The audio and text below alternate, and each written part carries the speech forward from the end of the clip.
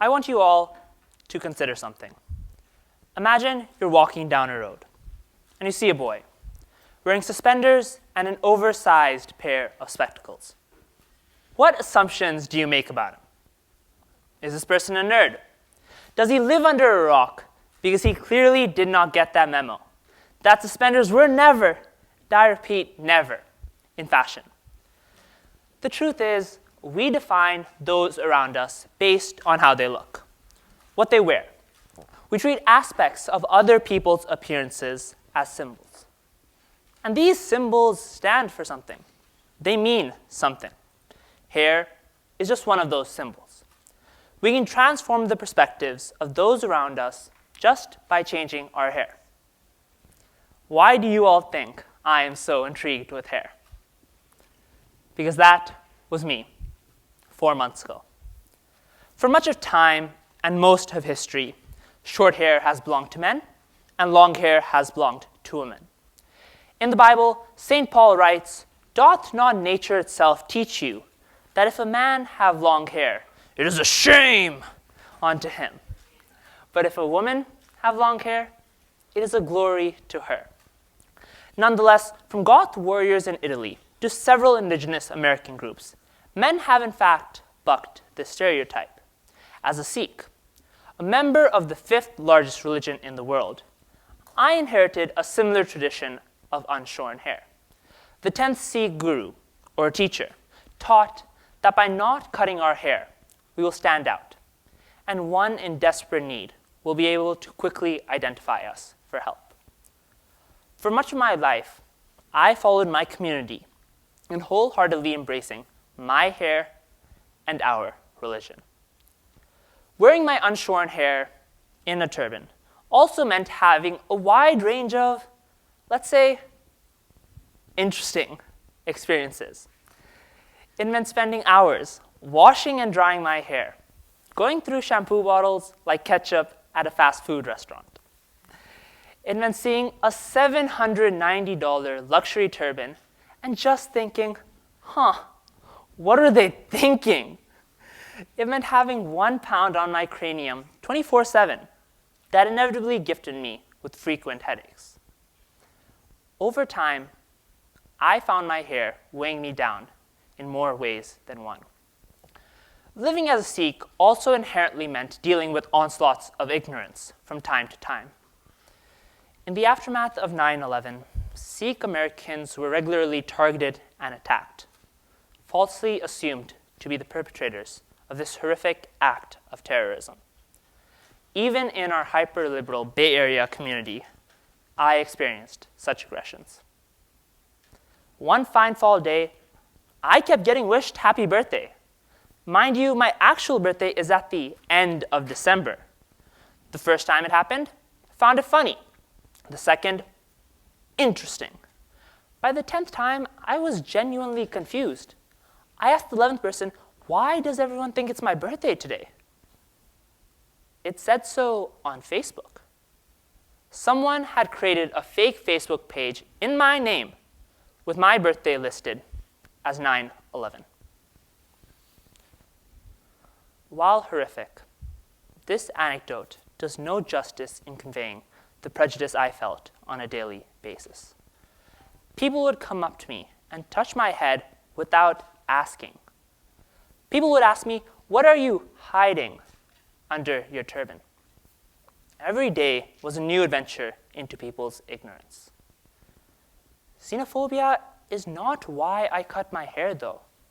Rather, I cut my hair because the person I had to be was dictated by culture, tradition, and religion. I cut my hair because I was confused about religion. Sikhism teaches that God is one. I asked my mom, why then was God cleaved into various different religions? Why was there not one religion for the one God? If all religions were equal, I asked my dad, why were we not following some other religion instead? No one had an answer. The only answer was that only our God was one worth following. And so I decided to follow the religion of God. No religion. I felt that I need not follow organized creed to still retain faith and belief in a higher being. Yet, my hair remained. I justified it to myself, saying that if I knew my heart, then cutting my hair served no purpose. But as I would soon come to realize, my hair represented an unequivocal beacon for a now defunct identity. I went to a teacher for office hours, only to be peppered by incessant questions about Sikhism as he tried to reconcile his curiosity. He made me a spokesperson for something I no longer associated with. Flustered, I excused myself to the bathroom and examined this other me in the mirror. Why keep this hair? I ransacked my consciousness, and it became painfully obvious. I was afraid. Afraid of what my conservative grandparents might do. Afraid of what my Sikh family friends might say. I was afraid of what my friends at school might ask. My hair had separated from my sense of self.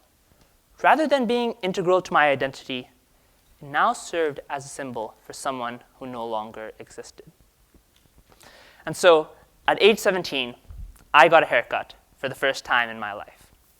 My extremely supportive parents took me to an upscale salon in San Francisco because, hey, if we're going to get a cut, let's get it cut right. It all began quite remarkably when the stylist, apparently they get miffed when you call them a barber. I had no idea. When the stylist chopped off 2 feet of my hair in 10 seconds, taking my hair from waist height to shoulder height. Thus began my steady stream of questions. Why do you wash the hair before cutting it? Why are you changing the chair's height? What is the function of this liquid? I was more chatty than the barber, stylist, than the stylist herself. It was my first time, after all. The most common question I got after getting my hair cut was, how do you feel? The honest but seemingly obvious answer is that I felt light. I no longer felt burdened by the weight of a now false identity, by the weight of people's expectations and predetermined beliefs. I finally felt true to who I knew myself to be, representing myself wholly and faithfully. A few days after crossing my personal Rubicon, I flew to India to meet my grandparents. At San Francisco International, for the first time in my life, I wasn't randomly selected by the TSA. No pelvic pats, no checking my head for bomb residue, nothing. Still, the most remarkable aspect of my airport experience was the absence of the penetrating surveillance that had consistently accompanied me.